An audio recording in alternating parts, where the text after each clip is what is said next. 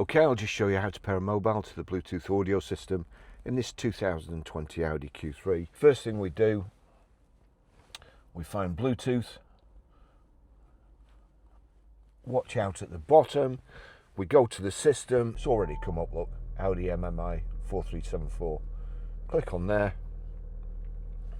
It's come up. Barry's iPhone 17 Pro is requesting to connect to the MMI system. Accept. Does it match the number? Yes, it does. Allow contacts and favourites to sync? Yes. Pairing request. Looks like it's already paired because that's come up. That's it.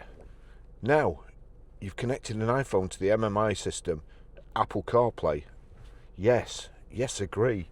Apple Carplay is the best system ever.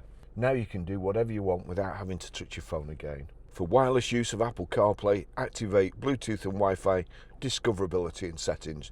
You can also connect a new device via US or select one in the settings for connected devices.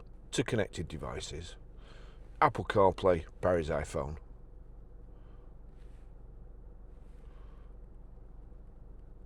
That's it. Apple CarPlay's come up.